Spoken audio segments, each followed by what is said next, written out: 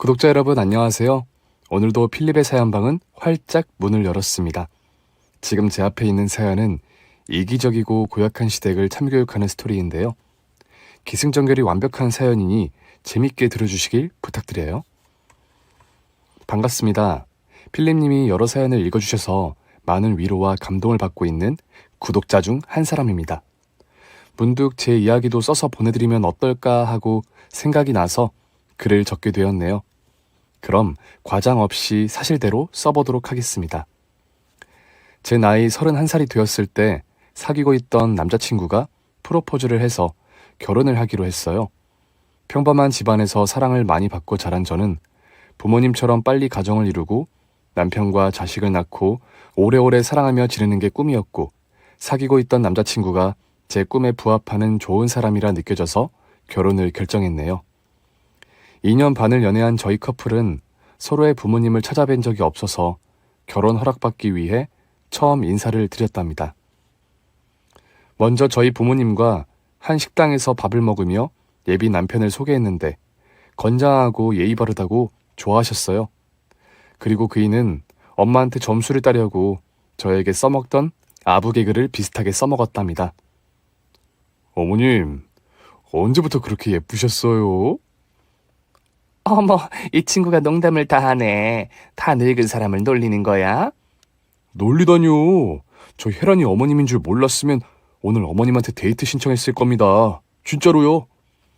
부모님이 깔깔거리며 웃자 그이는 아버님, 진짜 승리자십니다. 이런 미인과 결혼하신 것도 대단하신데 혜란이 같은 따님까지 있으니 밥을 안 드셔도 배가 부르시겠어요. 아, 그리고 보니 아버님도 완전 꽃중년이시네요. 사람들이 50대로 보시죠. 라며 아부 3단 콤보를 하더군요. 부모님은 일부러 웃겨주려고 노력하는 모습이 귀여웠는지 처음 본 자리에서 결혼하라는 말씀을 해주셨습니다. 그이는 두 팔을 머리 위로 올리며 감사하다고 외쳤고 저희를 쳐다보는 다른 손님들에게 결혼 승낙을 받았다고 자랑을 했답니다. 그리고 일주일 뒤, 이번에는 제가 남자친구의 가족들을 만나러 갔어요. 그이의 식구는 시어머니와 시누이 두 사람이었습니다. 시아버지는 남자친구가 군대에 있을 때 암으로 돌아가셨다고 해요. 저는 여자 두 분을 만나러 가는 게 많이 떨렸지만 남자친구의 성격으로 봤을 때 좋은 분들일 거라는 믿음을 가지고 시댁에 발을 들였답니다. 시어머니와 시누이는 거실에서 각자 팔짱을 낀 채 눈동자만 움직이며 제 머리부터 발끝까지 스캔을 하셨어요. 예쁘긴 하네. 그런데 살을 좀 찌워야겠다. 너무 말랐다. 그러게, 저 얇은 다리 좀 봐. 북한 사람 같아.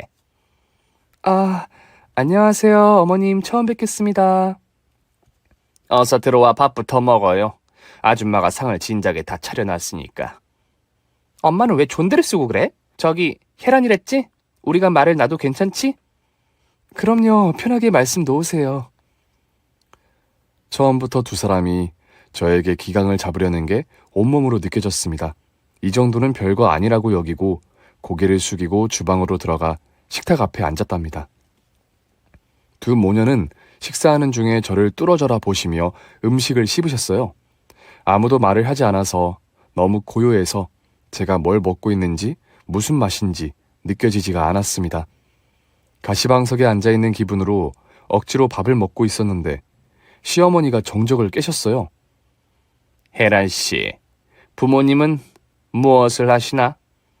네, 아빠는 에어컨 설치기사로 일하시고 있고 엄마는 초등학교 급식 조리사로 일하세요. 제가 부모님 직업을 말씀드렸더니 시어머니와 시누이가 들리지 않게 속닥거렸어요. 두 분 다 연세가 있으실 텐데 허드렛 일을 하시는 거야? 벌써 우리 집안하고 비교가 되네. 그래도 나중에 필요한 일은 있겠네. 내가 봉사단체의 수장이니 써먹을 일이 많이 있을 것 같아. 아무리 그래도 에어컨 설치기사의 급식 이모라니 급이 떨어지는 소리가 들리네. 아휴. 저는 두 귀를 의심하고 네? 하고 되물었습니다. 그러자 시어머니가 아무것도 아니라며 다음 질문으로 바로 넘어가더군요. 혜란 씨, 하는 일은 뭐야? 대충 들었는데 방송국에 다닌다고? 네, 대학 때 정치 외교학과를 전공해서 지금은 정치부 기자로 일하고 있습니다. 그런 일 하는 사람은 처음 보네. 그런데 기자면 바빠서 집에 잘 못 들어오고 그러지 않나? 요즘은 그렇지도 않아요. 옛날에 선배들은 밤을 새우면서 일했는데 지금은 근로시간을 지켜가면서 일하고 있어 밤을 새우는 일은 거의 없어요. 그럼 식구들은 굶길 일은 없겠네. 네? 그게 무슨 말씀이세요? 명문대 나왔다면서 맑게 알아듣는 게 왜 그 모양이야? 올케가 우리 집에서 살면 우릴 굶길 일이 없다는 거지. 제가 이 집에서 산다고요? 이게 무슨 소린가 해서 예비 남편의 얼굴을 봤더니 멍하니 천장을 주시하고 있더군요. 아무래도 저를 시집에서 살게 할 계획이었었나 보더라고요. 시어머니가 1년 정도는 시집에서 사는 게 좋을 것 같다며 싫으면 거절해도 된다고 말씀하셨습니다. 그런데 처음 뵌 자리에서 시집살이 하기 싫다고 말할 며느리가 몇이나 되겠어요. 불편한 자리인 만큼 대답을 신중히 해야 했답니다. 그건 생각을 좀 더 해보는 게 좋겠어요. 진식 씨가 아무런 말을 해주지 않아서 조금 당황했거든요. 그래도 긍정적으로 생각해 보겠습니다. 이봐 올케, 자네한테 이런 궁전 같은 집에서 살게 해주면 당연히 좋다고 호들갑을 떨어야 하는 거 아니야? 진순아 가만히 있어라.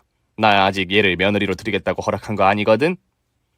저는 이 결혼을 허락받아도 힘들 것 같다는 생각이 확 들었습니다. 그래서 결혼은 나중으로 미뤄야 하나 연신 생각을 해봤는데 1년만 참으면 예비 남편과 잘 살 수 있을 것 같아 큰 마음을 먹고 다시 대답했습니다.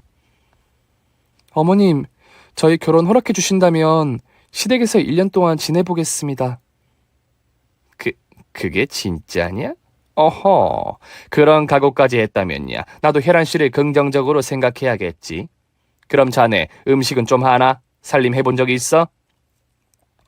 그럼요. 어릴 적부터 부모님이 맞벌이로 일하셔서 초등학교 1학년 때부터 혼자 밥 해먹고 살았어요. 그리고 살림이라고 해봤자 청소하고 빨래밖에 없지 않나요? 그럼 회사 다니면서 우리 집 살림을 다 할 수 있다는 거지?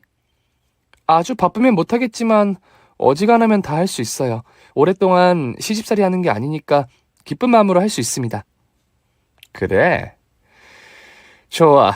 혜란 씨가 각오가 된 것 같으니 허락해 주겠네. 그럼 우리 집에서 같이 사는 거야. 축하해, 올케. 이제부터 한 식구가 되겠네? 앞으로 잘 지내보자구. 신우이가 악수하자고 내민 손을 두 손으로 공손히 잡고 감사하다고 인사를 했습니다. 그렇게 저는 홧김에 시집살이를 결정하고 결혼을 허락받은 채 시댁에서 나왔답니다.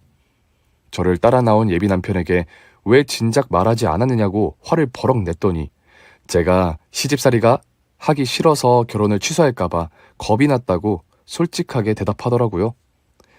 짜증 섞인 화를 몇 마디 했더니 미안해서 어쩔 줄 몰라 하다가 대신 1년만 고생해주면 평생 저를 떠받들고 살겠노라 약속을 했어요. 그래서 제 화는 스르륵 풀렸어요. 어느 시집을 만나건 요구하는 조건이 다 있을 거라 생각하고 제 앞에 놓인 시집살이 1년은 충분히 감당할 수 있을 거라 판단했답니다. 그렇게 얼마 뒤 양가 부모님을 한자리에 모시고 상견례를 하게 되었어요. 저희 부모님은 제가 시집살이 하는 걸 크게 반대하지 않으셨습니다. 매도 미리 맞는 게 좋기도 하고 제 성격이면 그 어떠한 갈등도 잘 해치고 나갈 수 있을 거라고 조언해 주셨어요. 그래서 상견례 자리에서 흐뭇한 미소를 지으시며 대화를 나누셨답니다. 시누이는 어른들 앞이라 그런지 말을 아끼고 있었고 시어머니는 시집살이를 할 테니 혼수와 예단은 생략하자고 하셨답니다. 하지만 저희 부모님께 다른 부탁을 하셨어요. 사돈내외께서 하시는 일을 들어보니 남들에게 큰 도움을 주는 직업이더군요. 바깥 사돈은 에어컨 설치 기사시면 힘이 장사시겠어요. 뭐 그렇죠. 30년 이상을 에어컨만 나르면서 살았으니 힘은 좋습니다. 어머나 그러시구나. 그러면 혹시 제가 운영하는 봉사단체에 들어오셔서 이웃들을 같이 돕는 게 어떠실까요? 물론 안사돈도요. 급식 조리사시니 우리 단체에 들어오시면 큰 도움이 되실 겁니다. 봉사단체를 운영하시는군요. 훌륭한 일을 하고 계신 분을 사돈으로 맞으니 영광스럽습니다. 그런데 저희는 먹고 사는데 바빠서 봉사할 시간이 있을지 모르겠어요. 에이, 주말에만 나오시면 돼요. 일이 크게 힘들지 않아서 놀러 나왔다 생각하시고 봉사하시면 좋을 것 같습니다. 제가 괜한 부담을 드렸다면 사과드릴게요. 아니에요. 주말에만 나가서 하는 거면 충분히 해볼 만하죠. 여보, 당신 생각은 어때? 아이, 그야 당연히 좋지. 평생 봉사라는 걸 해본 적 없는 우리에게 그런 영광스러운 기회를 주신다는데 마다할 이유가 있겠어? 그럼 다음 주부터 바로 나오실 수 있죠? 그렇게 빨리요? 그렇게 하죠. 좋은 일인데 빨리 시작해서 나쁠 게 있겠어요? 탁월한 선택이십니다. 저희 봉사단체의 일원이 되신 걸 환영합니다. 시어머니는 다른 이야기는 거의 하지 않으시고 봉사에 대한 이야기만 연신하셨습니다. 시누이도 봉사 이야기가 나오자 봇물 터지듯 남을 도운 경험담을 쏟아내더라고요. 이야기를 들어보니 시어머니의 첫 만남의 까칠함은 제가 잘못 본 거라는 생각이 들었답니다. 시누이 역시 남을 돕는 걸 우선시하는 사람이니 겪어보면 분명 좋은 분일 거라 확신했죠. 그렇게 결혼식을 올리고 시집에서 신혼을 시작하게 되었습니다. 가정부가 있어 크게 걱정할 일은 없을 줄 알았는데 제가 시댁으로 들어가자 시어머니가 바로 가정부를 잘라버렸답니다. 제가 처음 인사드렸을 때 무엇이든 자신 있다고 말한 걸 그대로 믿으시고 제대로 시집살이를 시킬 생각이셨던 것 같아요. 일이 이렇게 되자 숨통이 조여왔는데 1년만 버티면 자유를 얻으리라 하고 긍정적으로 생각했습니다. 남자들은 군대 2년을 다녀오는데 이깟 시집살이를 버티지 못할 게 뭐겠어 하는 마음으로 말이죠. 여하튼 저는 시집의 짐을 풀자마자 바로 살림을 시작해야 했습니다. 먼저 냉장고를 열고 시댁 식구들의 입맛이 어떠한지 살펴보았어요. 그런데 냉장고 안에 있는 수많은 김치들은 모두 대기업 회사에서 파는 제품이었고 반찬들 역시 가정부가 만든 것 외에는 아무것도 없었습니다. 시어머니한테 반찬을 사서 드시냐고 여쭈어봤는데 시모녀 둘 다 아예 주방에 들어가지 않는다고 하더군요. 부잣집 사모님들처럼 남이 해준 밥을 먹거나 비싼 반찬만 사 먹는다고 했습니다. 어머님, 그럼 앞으로 반찬을 사서 냉장고를 채울까요? 그게 무슨 소리냐? 그렇게 대충 하려면 뭐하러 시집에서 살아야 하니? 이제부터는 네가 이 집 살림의 총괄 책임자야. 모든 반찬은 물론이고 김장도 직접 해라. 내 꿈이 며느리가 차려준 밥상을 매일 먹는 건데 오늘부터 꿈이 이루어지겠구나. 그럼 기대할 테니 잘해주거라. 시모녀는 아무것도 할 줄 모르는 분들이어서 제가 뭘 물어볼 수 있는 상황도 아니었어요. 마치 갑작스레 어미새가 된 기분이었답니다. 청소와 빨래는 습관적으로 잘하는 성격이어서 집을 치우는 건 별로 힘들지 않았어요. 청소해야 할 양과 빨래 양이 늘어나 조금 짜증이 날 뿐이었죠. 그런데 아침 저녁으로 밥상을 차리는 게 곤욕이었습니다. 시어머니와 시누이 입맛이 까다로워서 하루 지난 반찬은 손도 대지 않았어요. 즉, 매 끼니마다 새로운 반찬을 만들어야 하는 상황이었어요. 남편은 출근 시간이 일러서 먼저 먹고 나가서 저와 시모녀 셋이 아침을 먹게 되었습니다. 옳게? 이 나물 어제 저녁에 먹었던 거 아니야? 네, 형님. 어제 남은 건데 아직 신선해서 또 먹어도 될 것 같아서 올렸어요. 헐, 엄마, 며느리 교육을 어떻게 시킨 거야? 우리더러 하루 지난 반찬을 먹으라는 게 말이 돼? 그러게. 예세아가, 내가 반찬은 매 끼니 때마다 새로 해야 한다고 일렀잖아. 가정부가 했던 것처럼 똑같이 해줘야 한다고 말한 걸 잊은 거냐? 아, 어머님, 잊은 건 아니고요. 끼니 때마다 새로운 반찬을 해 먹으면 버려지는 반찬이 너무 아깝잖아요. 그리고 신선해서 먹어도 상관없을 것 같아서 올렸어요. 얘가 뭐라는 거야? 그럼 우리더러 버려지는 게 아까우니까 입에다 쑤셔 넣으라는 소리냐? 어머님, 제 말의 뜻은 그게 아니라... 됐다. 내 집에 온 지 얼마나 됐다고 벌써부터 요령을 부리는 게야? 당장 이 남을 갖다 버리고 새로 상을 차려라. 어머님, 제가 출근을 해야 해서요. 오늘 아침은 그냥 드시면 안 될까요? 세상에 그냥이라는 건 없어. 그리고 우린 아침을 먹지 않으면 아무것도 할 수 없으니까 네가 알아서 선택해라. 밥을 다시 차리든지 회사로 톡 낄지 말이야. 순간 시어머니가 아니라 어린애인 줄 알았습니다. 이렇게 억지와 투정을 부리니 기가 막힐 노릇이었답니다. 저는 회사 선배에게 연락해 사정이 있어 1시간만 늦게 간다고 알린 뒤 시모녀에게 새로운 아침 밥상을 차려주고 출근했어요. 회사에 집 생각을 가지고 가면 안 되는데 일하는 내내 앞으로의 삶이 걱정되어서 집중되지 않았답니다. 어떻게 시간이 가는지도 모르고 일을 마치고 시댁으로 돌아갔는데 제 눈앞에 놀라운 것들이 보였습니다. 우리 새애기 왔냐? 어서 오거라. 널 위한 선물을 보고 놀란 모양이지? 어머님, 이 배추들 다 뭐예요? 설마 저더러 김장하라고 사놓으신 거예요? 제가 놀란 얼굴로 물었더니 신우이가 낄낄거리며 말했습니다. 옳게? 이 배추들 강원도에서 바로 올라온 질 좋은 것들이야. 밖에 시장에서 파는 것과는 차원이 다르다고. 고춧가루랑 모든 재료도 모두 특 A급으로 배달받아놨으니까 옳게 실력 발휘 좀 해봐. 그래, 새애기 네가 살림에 자신 있다고 했으니까 김장 정도는 눈 감고도 하겠지. 그런데 너 멀뚱히 서서 뭐 하는 거냐? 판 깔아줬으니까 빨리 시작해. 배추는 눈으로 세어봤더니 30포기 정도가 있더라고요.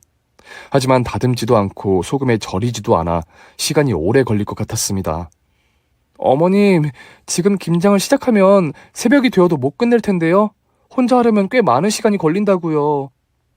뭐야? 김장이 그렇게 오래 걸리는 일이었느냐?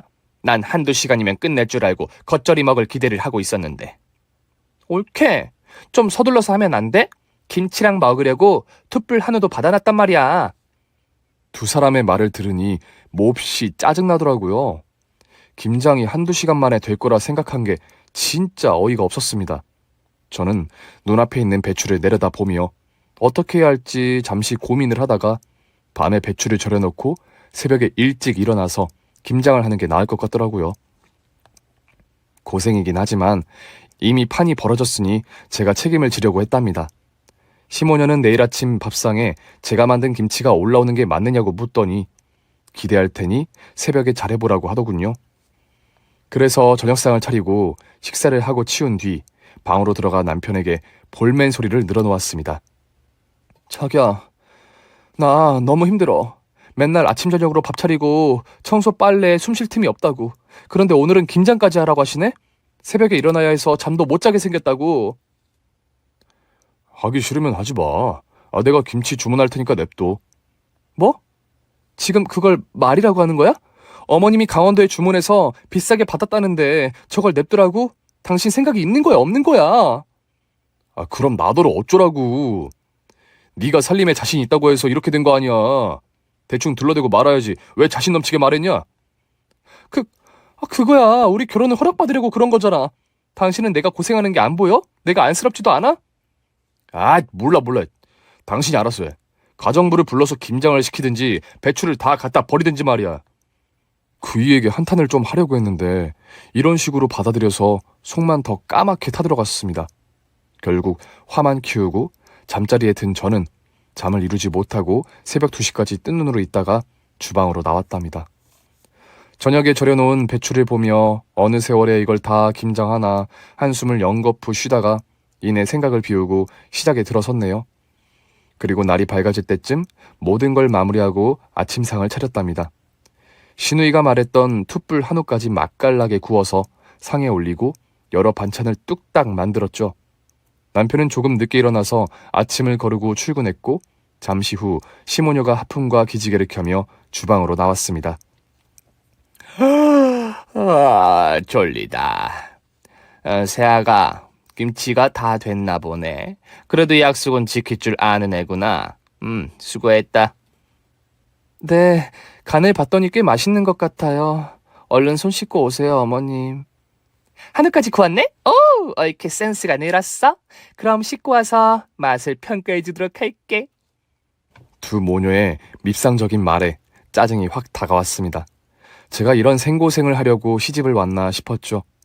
식탁 앞에 앉은 시모녀는 겉절이 맛을 보았습니다. 저는 칭찬이라도 받아야 덜 억울할 것 같아 두 사람의 반응을 기다렸어요. 그런데 김치를 씹던 모녀가 바로 개수구에 뱉어버리더군요. 왜들 그러세요? 맛이 이상해요? 그럴 리가 없는데. 제가 김치 한 입을 먹어봤는데 맛만 좋았습니다. 뱉을 이유가 뭔지 열심히 혀를 굴려봐도 찾을 수 없었죠. 김치가 왜 이렇게 짜고 매운 거야? 그러게 말이야. 나트륨 폭탄이 따로 없어. 넌 이걸 누구 먹으라고 만든 거냐? 네? 이게 짜다고요? 적당한 간의 맵기도 보통인데요. 네 입에나 보통이지. 우리 입에는 먹지 못할 음식이다. 에이, 아침부터 입맛만 버렸네. 한우나 먹어야겠다. 이 김치는 네가 알아서 해라. 버리든지 네 친정에 갖다 주든지 말이야. 음식 자신 있다고 해서 믿었더니 계속 마음에 안 드네. 새벽부터 고생한 보람은 처참히 짓밟혔고 쓴소리와 훈계를 들어야 했답니다. 시어머니는 거기서 그만하지 않고 봉사단체에 들어간 친정엄마 흉을 보더군요. 급식 조리사로 일하는 사람이라 데려나 앉혀놨더니 맛대가리 없이 밥을 만들고 있다며 막말을 아끼지 않았습니다. 순간 화가 나서 시어머니를 향해 눈을 희번덕거렸는데 제 눈을 보지 않고 한우를 집어먹는 데만 신경을 쓰고 있더라고요. 버럭 화를 내려고 했는데 맛있게 먹고 있는 두 모녀를 보니 어이가 없어서 그만두고 말았습니다. 나중에 남편이 집에 와서 김치 맛을 보았는데 맛있다며 밥을 2그릇이나 비웠어요. 그래서 제 입맛이 이상한 게 아니라는 걸 확인했죠. 하지만 시모녀가 빨리 김치를 치우라고 난리를 치는 바람에 어쩔 수 없이 모든 김치를 친정으로 가져갔습니다. 부모님에게는 신경 쓰이게 하고 싶지 않아 김장을 많이 해서 가져왔다고 말씀드렸네요. 김치 맛은 엄마에게 배운 그대로여서 아주 맛있게 잘 드셨어요. 저는 김장 때문에 몸살이 나서 며칠 동안 힘들게 집안일과 회사 일을 병행하고 있는데 이틀 뒤 시어머니가 또 배추 20포기를 집안에 배달시켜 놓았더군요. 저더러 다시 자기들 입맛에 맞춰 김장을 하라고 말하는 겁니다. 새아가, 내일이 토요일이니까 오늘 밤에 김장을 해도 괜찮겠지? 오늘은 우리가 김치 간을 볼 테니까 전처럼 망할 일은 없을 거야. 내 별명이 대장금이니까 내가 말하는 대로만 하면 돼. 이번엔 쉬울 거라고. 어머님, 형님, 저 몸살 났어요. 그저께 혼자 김장을 해서 온몸에 알이 배겼다고요. 그런데 또 김장을 하라고요? 뭐 그거 가지고 몸살이 나니? 생각보다 약골이네. 그래도 이번엔 우리가 옆에서 도와줄 테니까 쉽게 할 수 있을 거야. 정말 도와주실 거죠? 그렇다니까? 올케가 또 김치를 망쳐먹는 일을 또 보고 싶지 않다고. 두 모녀는 그렇게 말해놓고 제가 배추를 절이기 시작하자 방으로 들어가 있다가 김치 속을 만들 때 잠깐 나오더군요. 시누이가 맛을 보며 이거 더 넣어라 저거 더 넣어라 하며 깐깐하게 명령을 몇 번 하더니 이만하면 간이 다 됐으니 자기들 할 일이 끝났다며 방으로 사라졌어요. 결국 저 혼자 김장을 또 하게 된 거죠. 늦은 시간에 김장을 마쳤더니 시모녀가 다시 나와서 한다는 말이 밥상을 차리라는 거였어요. 배가 꺼졌으니 김장김치와 한우로 상을 차리라고 했답니다. 이젠 놀랍지도 않아서 조용히 알겠다고 대답하고 밥상을 차렸어요.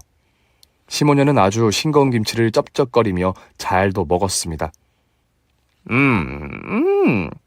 역시 내가 옆에서 간을 맞춘 덕에 이런 김치가 만들어진 거야. 그래, 네가 21세기 대장금이다. 그저께도 네가 옆에서 도왔으면 김장을 2번 할 일이 없었을 텐데 말이야. 그 배추값이 아까워 죽겠다니까. 그냥 불우이웃 돕는 데 썼다고 생각해, 올케. 앞으로 김치 간은 이렇게 해. 내 덕에 김장 성공했네. 세기가 이번에 많이 배웠겠네. 이런 시누이가 세상에 어디 있냐? 그런데 넌 안 먹니? 네, 저는 별로 생각이 없네요. 어머님, 몸살 때문에 그러는데 이만 들어가서 쉬어도 될까요? 넌 젊은 애가 몸이 그렇게 약해서 되겠느냐? 알았으니까 들어가 쉬어라. 여기 뒷정리는 내일 하거라. 혹시나 저 대신 상을 치워줄 거라 기대했는데 역시나 끝까지 저를 부리려고 하셨네요. 이렇게 시집살이가 순탄치 않은 와중에 또 하나의 벽이 다가왔습니다.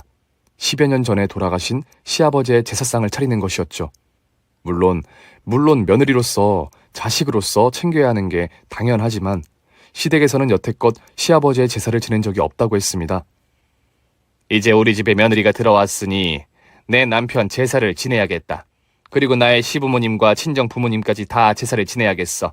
새아가 앞으로 할 일이 많아질 테니 잘 해줘야 한다. 제 시아버지 제사를 올해부터 지낸다는 건 이해가 되는데 조부모님들까지 모두 지내라고요? 그건 아닌 것 같습니다. 뭐가 아닌 것 같다는 거야? 이제라도 조상들을 섬기면서 지내야겠다는데 네가 왜 하라 마라 판단을 해? 어머님, 그 제사 준비를 모두 저에게 일임하시려는 거 아닌가요? 이런 중대한 일은 가족들이 회의를 해서 결정해야죠. 무턱대고 제사상 차리라고 하는 건 아닌 것 같습니다. 저는 말도 안 되는 시어머니의 말에 반기를 들었어요. 또 저 혼자 제사상을 차리는 것보다 가족들 모두 힘을 더하여 차리는 게 의미도 있고 좋을 것 같다고 덧붙였습니다. 그러자 팔짱을 낀 채 저를 위아래로 훑어보시고는 그래, 좋다. 그럼 바로 회의를 해보자. 아니, 다수결로 결정하면 되겠네. 라고 하셨습니다. 시아버지 제사만 지내느냐, 조부모님들의 제사까지 다 지내느냐로 다수 의견으로 결정하겠다고 하더군요. 시어머니가 이해 안 되는 건 당연한데 일단은 다수결에 집중했습니다. 괜히 없던 제사까지 생겨서 골치가 아파질 것 같았으니까요. 내 남편 제사만 지내야 한다. 손! 그러자 저 혼자만 손을 들었습니다. 저기야, 당신도 들어야지. 어허, 어디서 부정선거를 하려고 하는 거야? 정치부 기자가 그 모양이면 되겠어? 자, 다음. 모든 조상님들의 제사를 지내야 한다. 손! 당연히 저를 뺀 세 사람이 손을 들었고 제사를 모두 지내기로 결정이 났답니다. 이게 다 뭐하는 짓인지 모르겠지만 시어머니는 결론이 났으니 앞으로 제사를 챙겨야 한다며 저에게 날짜를 알려주시더라고요. 그런데 날짜를 보니 모두 같은 달의 제사일이었습니다. 얼굴도 모르는 조상들의 제사를 왜 지내야 하나 속으로 분노만 했어요. 어쨌든 먼저 다가온 시아버지의 제사는 잘 지내고 싶은 마음이었습니다. 남편과 결혼해서 잘 살고 있다며 저를 올리고 싶었답니다. 그래서 재료들을 사왔는데 이번에도 시모녀는 방에 들어가서 나오질 않았어요. 결혼한 지 얼마 되지 않아서 참으려고 했는데 계속 가만히 있다간 바보처럼 당하고만 살 것 같아서 시누이 방문을 먼저 두드렸습니다. 형님, 나오세요. 형님 아버님 제사인데 저 혼자 준비하면 되겠어요? 빨리 나와서 같이 해요. 옳게. 나 머리 아파. 움직이지 못하겠으니까 엄마랑 해. 조금 전까지 멀쩡하셨잖아요. 거짓말하지 마시고 얼른 나와요. 큰 목소리로 나오라고 했더니 문을 열고 나와 짜증을 부리더군요. 옳게. 많이 컸네? 이제 위아래도 없는 거야? 나한테 일을 시켜 먹으려고 소리를 질러? 이러지 않으면 꼼짝도 하시질 않으실 거니까 그렇죠. 얼른 나와서 전 부쳐요. 어려운 건 제가 할 테니까 쉬운 것만 하시라고요. 시누이는 화가 난 표정으로 주방으로 나왔고 시어머니도 제 목청에 짜증을 내면서 억지로 나오셨답니다. 그리고 남편도 얄짤없이 같이 준비해야 한다고 제가 일을 부여해 줬습니다. 그이는 할 줄 아는 건 없었는데 시모녀보다 나았어요. 밤을 곧잘 깎더라고요. 시모녀는 둘이 전을 부치려는데 시작하기도 전에 손을 대었다며 비명을 질렀습니다. 아, 뜨거워, 내 손가락! 나도 데웠어. 쓰라려, 안 되겠다. 엄마, 우리 병원에 가자. 옳게, 우리 금방 다녀올 테니까 먼저 하고 있어. 형님, 아직 기름이 달궈지지도 않았는데 데이다니요? 몰라. 우리 쪽 기름만 뜨거웠나 보지, 옳게. 지금 우리가 쇼라도 하고 있다는 거야? 아니요. 얼른 병원에 가보세요. 제사 준비는 저랑 남편이 하고 있을게요. 진식이가 운전을 해야 하니까 옳게 혼자 하고 있어. 지금 이 손으로는 운전 못하니까 진식이 너도 따라 나서. 알겠어. 빨리 가자. 여보, 혼자 하고 있어? 금방 올게. 시모녀가 잔머리를 굴린 게 분명한데 뭐라 말하지 못하겠더라고요. 그래서 그냥 세 사람이 나가는 걸 보고 저 혼자 제사상을 준비했습니다. 시댁 식구들은 병원에 간 것인지 병원을 지으러 간 건지 몇 시간이 지나도 돌아오지 않았어요. 어쩔 수 없이 혼자서 그 많은 음식을 준비하고 제사상을 모두 차렸답니다. 그렇게 모든 일을 마쳤더니 귀신같이 딱 맞춰서 식구들이 돌아왔어요. 시모녀는 손에 붕대를 감고 앓는 소리를 하면서 들어왔어요. 세기가 다 차렸네. 에휴, 내 남편의 첫 제사는 내가 준비하고 싶었는데 아쉽구나. 내 말이 우리 아빠 첫 제사에 딸이 올리는 음식을 주고 싶었다고. 내년에는 꼭 같이 준비하자, 옳게? 여보, 수고했어. 오는 길에 차가 너무 밀려서 도로에 갇혀 있었어. 절대 일부러 늦게 온 거 아니니까 의심하지 마. 세 사람이 하는 말은 하나도 귀에 들어오지 않았습니다. 고작 전 부치는 게 싫어서 도망 나간 사람들을 두고 뭐라고 말해야겠어요? 그래서 그냥 괜찮으시냐고 묻고 얼른 제사를 지내자고 나직이 말씀드렸습니다. 제사는 무사히 치렀고 제사상을 돌려 식구들이 마주 앉아 식사를 시작했답니다. 시모녀는 산적과 꼬치를 먼저 집어서 맛을 보더군요. 아우, 이게 뭐야? 왜 이렇게 느끼해? 너 기름을 얼마나 들이부은 거야? 그러니까 완전 기름 덩어리야. 담백한 맛은 하나도 없고 니글거리기만 하네. 차라리 시장에서 파는 거 사다 먹는 게 낫겠다고. 이게 시장에서 파는 전이에요. 뭐? 사온 거라고? 네. 저 혼자 무슨 수로 이 많은 음식을 다 만들겠어요. 저는 생선만 굽고 나머지는 배달시킨 거예요. 저는 바보처럼 혼자 제사상을 차리고 싶지 않아서 모든 음식들을 배달시켜 준비했답니다. 당당하게 그 사실을 말했더니 시어머니가 노발대발 하시더라고요. 너, 네 시아버지가 드실 음식을 배달시켜서 차렸다고 했냐? 그게 말이 돼? 시어머니는 성에 있던 전을 제 얼굴에 집어 던지며 화를 내셨습니다. 어머니, 이게 뭐 하시는 거예요? 그만하세요. 이 싹퉁머리 없는 년 같으니라고 감히 내 남편 제사에 사온 음식을 올려? 너 같은 건 맞아도 싸! 아버님 제사상 차리기 싫어서 도망 나간 어머님이랑 형님이 이런 식으로 비난할 수 있나요? 제가 말꼬리를 모두 잡고 받아쳤더니 시어머니가 할 말이 없었는지 집어 던지는 걸 멈추더군요. 그리곤 씩씩거리면서 방으로 들어갔답니다. 제사상을 치우는 건 역시나 제 몫이었어요. 혼자 목기를 닦고 설거지를 하고 한참의 시간을 들여서 정리했답니다. 시어머니와 시누이는 다음 조상들의 제사 준비에는 조용히 제가 시키는 일을 하시더라고요. 이런 승리를 거머쥐었더니 앞으로는 할 말은 꼭 하고 살아야겠다고 생각했습니다. 시모녀의 잔소리와 반찬 투정은 시간이 갈수록 줄어들었어요. 그렇게 1년의 시집살이를 보내고 분가할 시간이 찾아왔답니다. 속으로 만세를 부르고 드디어 진상 모녀에게서 벗어난다는 것에 신이 났어요. 다행히 저희 부부가 분가하는 걸 반대하지 않아서 무사히 이사를 나오게 되었답니다. 저는 이제야 신혼다운 생활을 하겠구나 하고 부푼 기대를 했어요. 그런데 그이는 회사를 다녀오면 소파에 들어 누워서 텔레비전을 보면서 잠이 들었습니다. 남들보다 잠이 많은 건 알았는데 분가를 하고 나서 더 게을러졌답니다. 저는 살림도 좀 도와주고 대화도 많이 나누는 부부가 되자고 잔소리를 매일같이 했네요. 하지만 그이는 저에 대한 애정이 식어버렸는지 대화는커녕 잠자리도 거의 하지 않았어요. 분가한 지 반년이 지났는데도 조금이라도 변할 생각은 하지 않고 맨날 축 늘어져 있기만 했답니다. 그래도 회사에서는 열심히 했는지 과장 진급을 하게 되어 매일 야근을 하고 들어왔어요. 그래서 그이가 집에서 게으르더라도 이해해주며 살아야겠다고 마음먹었습니다. 한편 친정 부모님은 제가 결혼하며 시어머니가 운영하는 봉사단체에서 계속 봉사를 하고 계셨어요. 한 주도 빠지지 않고 취약계층과 장애인을 돕는 일에 몸을 사리시지 않았답니다. 엄마, 아빠, 봉사하는 거 할만해? 힘들지 않아? 힘들기는 오히려 봉사를 나갈 때마다 힘이 불끈 생긴다. 맞아. 이렇게 좋은 건 줄 알았으면 진작에 시작했을 걸 그랬다. 그런데 조금 찝찝한 게 하나 있어. 찝찝하다니 뭐가? 아니, 봉사하는 사람들은 다 훌륭하고 배울 점이 많아서 좋은데 대표인 너희 시어머니는 남을 도우려고 하는 일 같지가 않더라. 굳은 일은 다 피해 다니고 밖에서 봉사할 때는 나오지도 않아. 그건 빙산의 일각이지. 내가 보기엔 네 시어머니가 지원금을 다른 데다 쓰고 있는 것 같더라.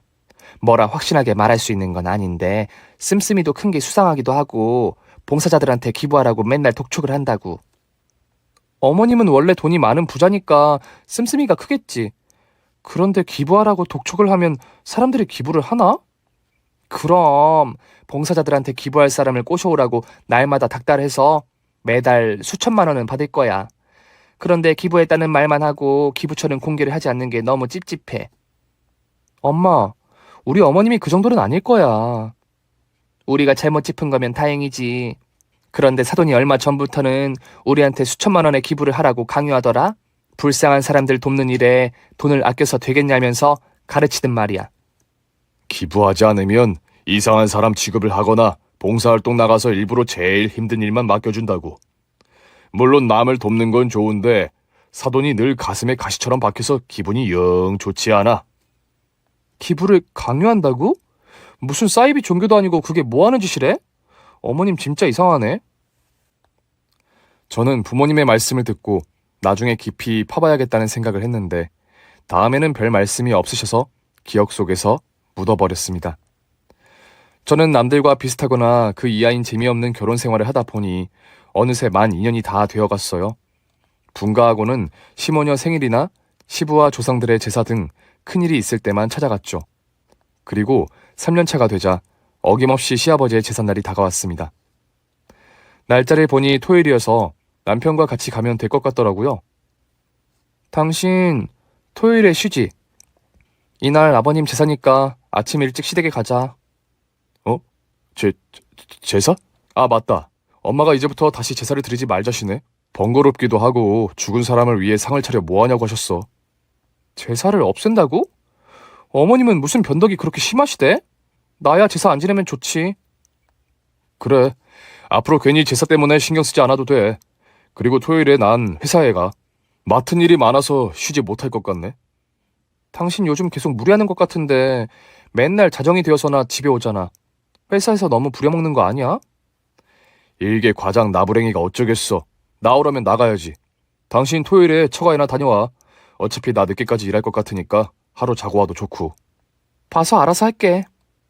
제사가 없어졌다는 소식을 들었으면 기분이 좋아야 하는데 이상하게 느껴졌어요.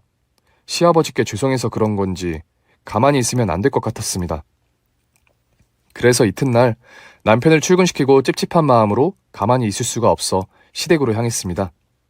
꼭 제사를 지내지 않더라도 시댁 식구들을 만나고 와야만 할 것 같았기 때문이죠. 오전 10시가 되어 시댁 현관 앞에 다다랐는데 문이 살짝 열려있는 겁니다. 코를 가져다 대니 튀김 냄새가 나더군요. 그리고 이어서 귀에 지글지글 소리가 들렸죠. 제사 준비를 하고 있는 게 분명하다는 생각이 들었답니다. 그런데 왜 저에게 제사를 없앤다는 말을 했는지 이해가 되지 않아 직접 들어가서 물어보기로 했어요. 냄새를 빼려고 살짝 열린 현관문을 열고 신발장에 들어섰는데 안에서 시모녀와 남편 목소리가 들렸답니다. 그리고 낯선 여자가 까르르 웃는 목소리도 들렸고요. 살짝 열려있는 불투명한 현관 중문을 옆으로 밀어내자 시모녀와 남편이 화들짝 놀랐습니다. 당신이 여길 어떻게... 너 여긴 웬일이야? 바닥에 옹기종기 앉아 전을 붙이고 있던 식구들은 동작을 멈추었고 낯선 여자는 아무것도 눈치채지 못한 채 전을 붙이고 있었어요. 이 여자 누구야? 당신이 말해봐.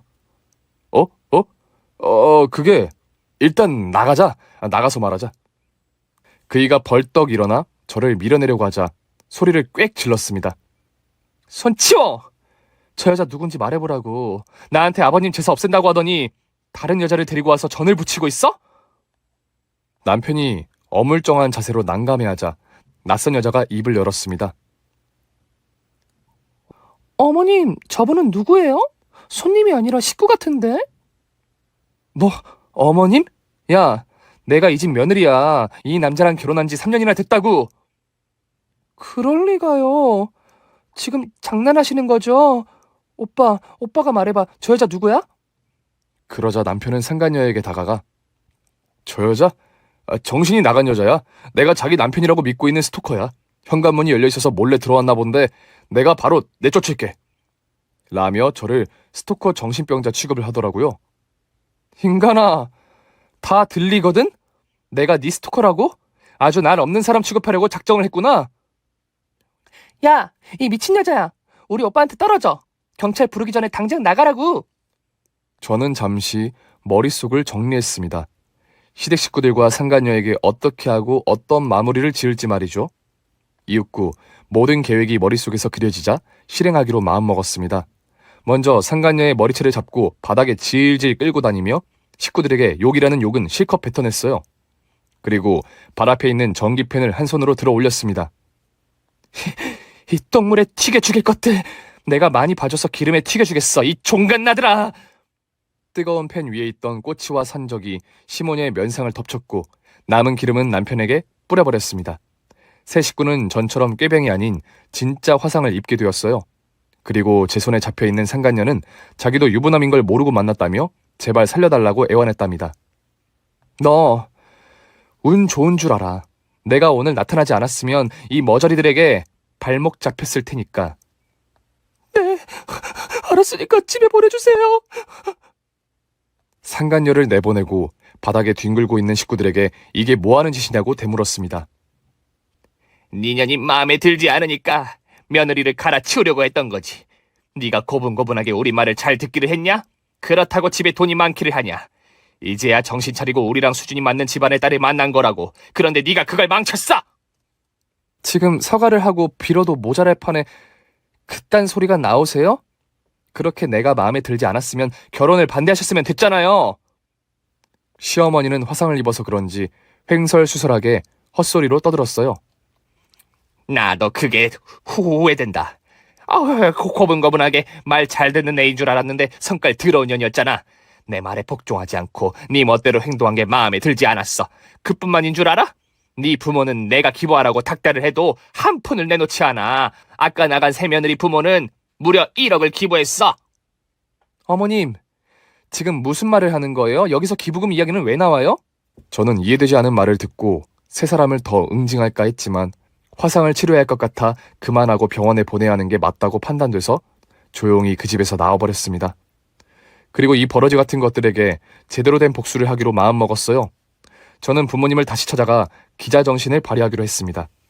먼저 기부를 하지 않아 저희 부모님한테 불만을 품고 있다는 말을 떠올리고 부모님을 찾아가 지난번 시어머니가 봉사단체에서 수상하고 찝찝한 행동을 보인다고 했던 일화들을 들려달라고 했죠. 그런데 이야기를 들어보니 단체에 있는 봉사자들도 다 의심하고 있는 상황이라는 걸 알게 돼서 모든 봉사들을 찾아가 인터뷰를 했어요. 그중 총무로 있는 분에게 전해 들었는데 시어머니가 나라에서 나오는 지원금과 기부금을 90%는 꿀꺽하고 있는 것 같다고 하더군요. 확실한 증거는 봉사단체 사무실에 있는 시어머니 노트북을 열면 알 거라고 덧붙였답니다. 이에 저는 인터뷰한 내용을 가지고 사회부 기자에게 도움을 요청했어요. 제가 인터뷰해온 영상을 보자 바로 국세청과 검찰에 협조 공문을 보내고 조사를 들어가게 되었습니다. 며칠 뒤 시어머니의 사무실에 급습한 공무원들이 들이닥쳐서 장부와 모든 컴퓨터를 압수해갔어요. 그리고 지원금과 기부금을 추적했는데 기부했다는 영수증들은 모두 위조된 것이었고 모든 돈은 시어머니가 호의호식하는 데 쓰였다고 밝혀졌습니다. 검찰은 시어머니와 시누이에게 횡령과 탈세, 사기죄로 체포되었습니다. 횡령한 돈은 모두 압수되었고 국세청에서 막대한 금액을 청구해서 하루아침에 알거지가 되었답니다. 검찰이 더 깊게 조사를 해봤는데 남편의 집안은 원래 가난했었는데 시어머니가 봉사단체라는 검투를 쓰면서부터 부자로 살았다고 하더라고요. 가난하던 시절에도 남에게 얻어먹기만 할 줄 알았지 베풀기를 하거나 스스로 뭔가를 해본 적이 없다고 하더라고요. 법원은 천사로 가면을 쓰고 악행을 저질렀다며 괘씸죄까지 덧붙여서 무거운 형벌을 내렸네요. 그래서 시모녀는 교도소에 들어가 벽에 똥칠하면서 살게 되었습니다. 남편은 저에게 이혼 소송을 당해 위자료를 감당하려고 회사를 그만두고 퇴직금을 저에게 주었답니다. 그리고 검찰에서 그 일을 방관죄로 기소했고 이번에도 역시 법원에서 검사의 손을 들어줬어요. 결국 시댁 식구 모두가 교도소에서 살게 된 것으로 마무리가 되었답니다. 이로써 저의 복수는 막을 내리게 되었습니다. 그리고 저는 화려한 싱글로 돌아왔고 친정 부모님과 다시 살게 되었어요. 이듬해 좋은 남자를 만나 연애를 하고 있는데 결혼은 아마 아주 늦게 할 것 같아요. 시댁 식구가 어떤 사람인지 완전히 파악되고 제가 이해하고 살 수 있는 사람인지 깨달으면 그때 가서 할 생각이죠. 그럼 엉망진창이었던 제 실패한 결혼 생활 이야기는 여기서 마침표를 찍겠습니다. 들어주셔서 감사드려요. 오늘 사연도 보통이 아니었죠? 재밌게 들어주셨다면 구독과 좋아요를 눌러주세요. 저 필립은 다음 시간에 찾아오겠습니다. 안녕히 계세요.